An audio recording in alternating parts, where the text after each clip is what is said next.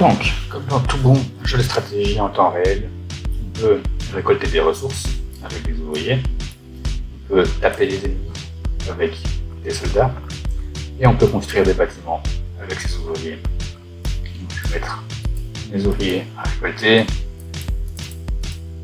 déplacer un petit peu mon soldat pour découvrir la carte, pour apprécier le brouillard de guerre qui m'oblige à aller explorer la carte.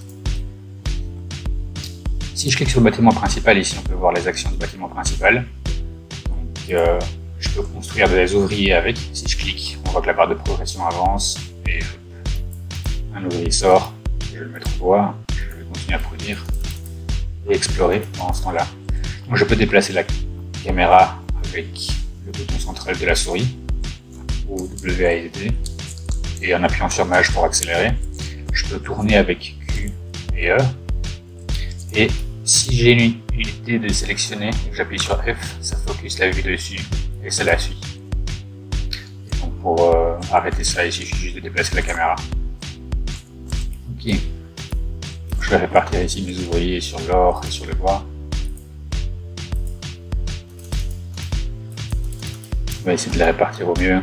Ils sont encore buggés et ils ont une portée très courte. Ils ont tendance à pas réussir à taper sur leur cible en fait. Les ouvriers, particulièrement le bois. Okay, je continue à produire. Pour ça, je continue d'explorer les alentours de ma base. Okay. Maintenant, je vais poser une caserne.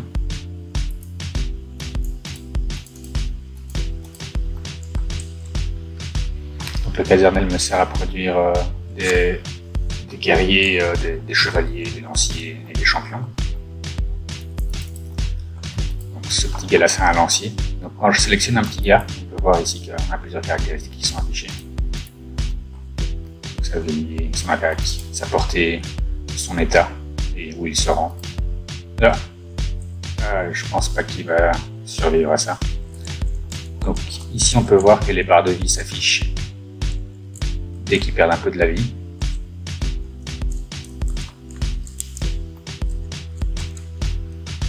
Voilà, le bâtiment a été construit. Je vais aussi construire une archerie.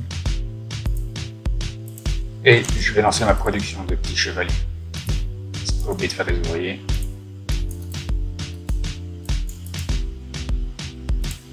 Je peux aussi accélérer la production en mettant plusieurs ouvriers sur le même bâtiment.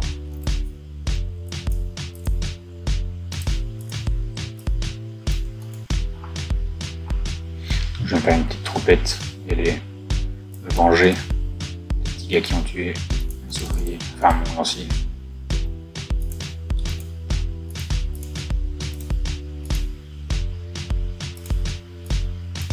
Ah, je suis pas assez d'or. Comment ça, je suis pas assez d'or?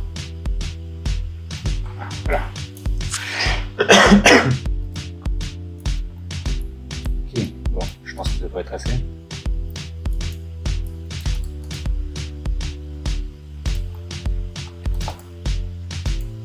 Quand plusieurs unités sont sélectionnées, on les voit toutes ici. Je peux sélectionner par l'archer directement. Le chevalier. On va essayer de les réorganiser un petit peu pour pas que l'archer se fasse tuer tout seul. Comme il se déplace plus vite, il a tendance à vouloir aller devant.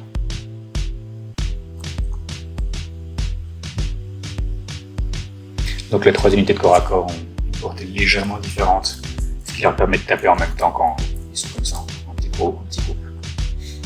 Donc ici on peut voir que quand les unités sont touchées, elles perdent du sang, et le sang est permanent, c'est des mèches. Et une fois un certain nombre atteint, les premiers sont reset. Ok, explorer un peu la map, essayer de trouver l'adversaire. Ah, voilà un autre groupe, voilà, ça va être une bagarre plus compliquée du coup. Je vais ralentir le temps. Ça c'est une autre feature du jeu. Si je peux ralentir le temps, ça me permet un peu de réfléchir à ma stratégie. Et je vais déplacer l'archer en retrait. Et à ces 3 petits gars, 4 petits gars, je vais demander de taper celui-ci. Donc là, j'accélère le temps. On peut aussi profiter des animations au ralenti.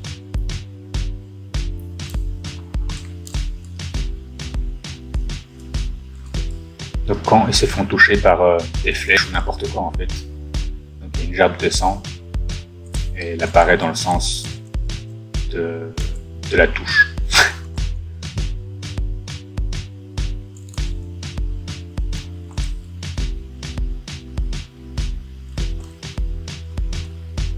Ici on peut voir que le sang part du côté où il a été touché par la flèche. Les flèches aussi restent. Elles ont une permanence. Elles restent pendant 60 secondes. Je peux cacher les barres de vie avec B.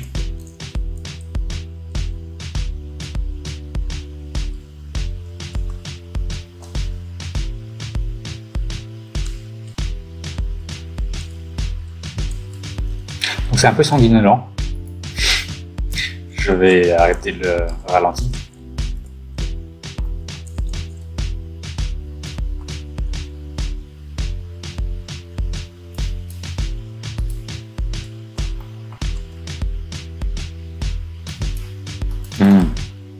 Ah, j'ai perdu la bataille.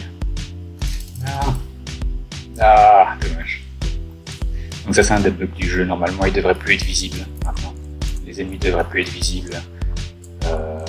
Mais ils le sont encore. Donc, je vais produire 2 unités de plus pour finir cette bataille. En fait, je vais arrêter cette vidéo ici et en démarrer une autre dans un état un peu plus avancé.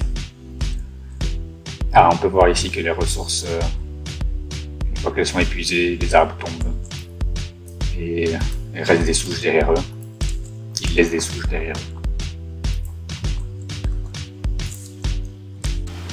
Ok, donc me voilà dans un état un petit peu plus avancé.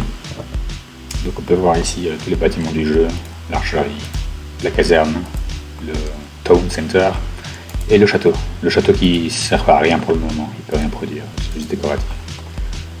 Donc dans ce scénario ici, j'ai une troupette qui est prête à aller attaquer l'ennemi.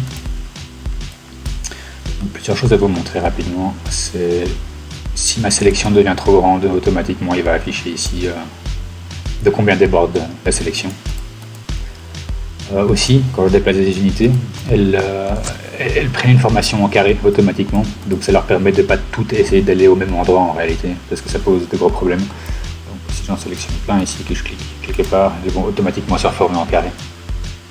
Voilà. Si je les mélange, pareil, ils vont reformer des petits carrés chacun de leur côté.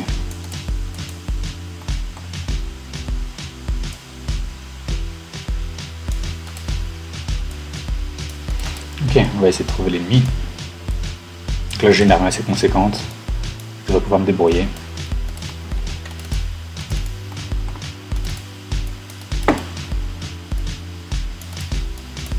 Donc on peut voir que malgré l'enregistrement, ça reste relativement fluide. Il y a quand même une certaine perte. Sur ce scénario, en principe, j'arrive à rester à 60 images secondes sans problème sur mon laptop. Là, voilà. Je vais ralentir le temps. Essayer de réfléchir un peu à une stratégie. C'est pas une bonne idée d'attaquer les deux. Bon, vous allez tous attaquer par là. Tous attaquer par là. On va voir ce qui va se passer.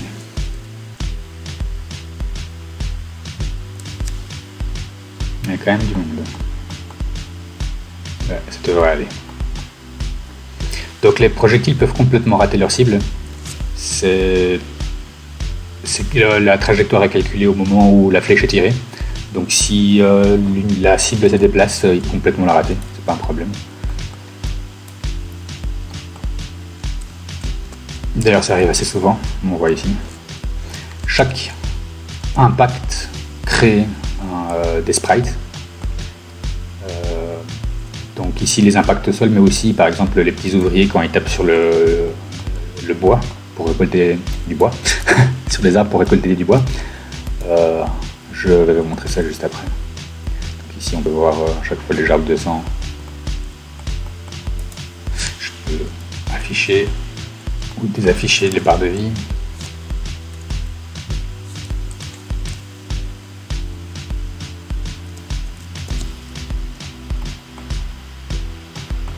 Ah, ils ont des renforts. Ah, c'est pas bon ça.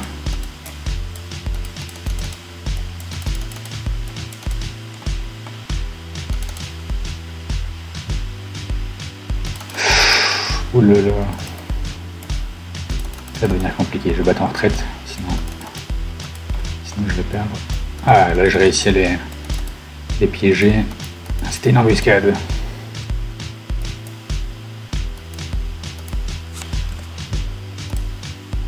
Donc les barres de vie n'apparaissent que si l'unité n'est pas au maximum.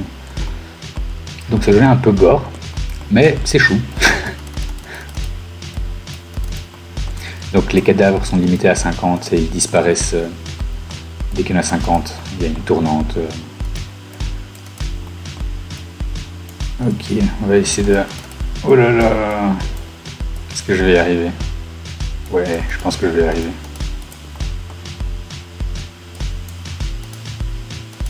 Donc si jamais un mage réussit à tuer une unité, elle explose.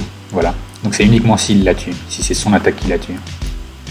Voilà, je l'ai plutôt roulé dessus en fait. Donc non, je pense que la voie est libre pour aller raser son village. Oh, ou pas encore. Non, et c'est justement les plus fragiles qui ont été exposés. Essayer de rectifier ça.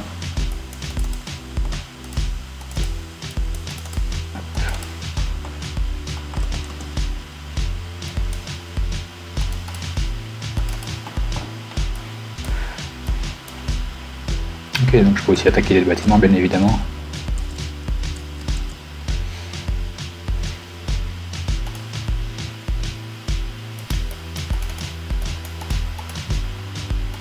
Et malheureusement, dans cette version, il y a un bug avec les unités au corps à corps. Donc les bâtiments, quand ils se font attaquer, du feu apparaît au fur et à mesure de leur durabilité.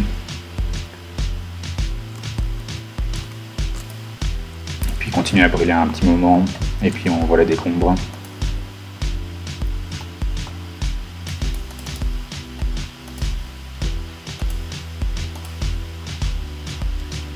Voilà, un premier feu apparaît,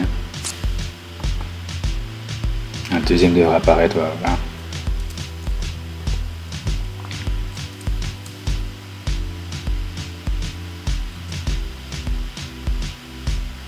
Bon, avec tout ça, je pense que j'ai gagné cette partie.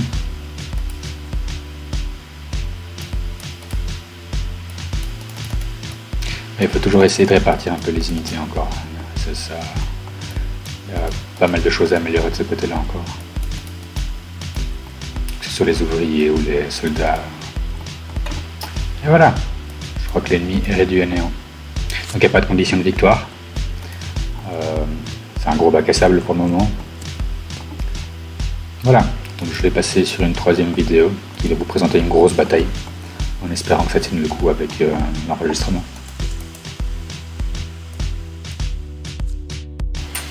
Une bonne grosse bataille rangée.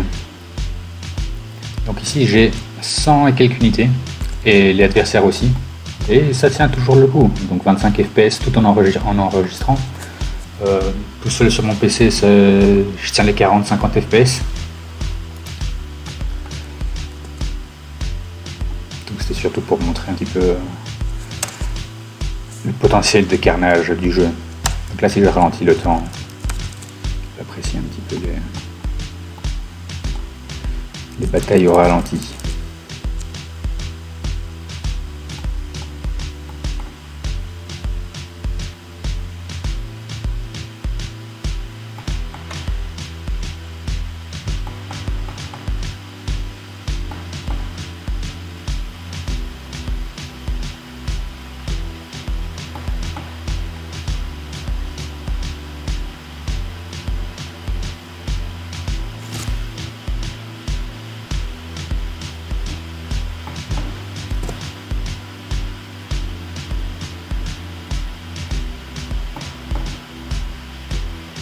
Ça semble aussi pour le bleu.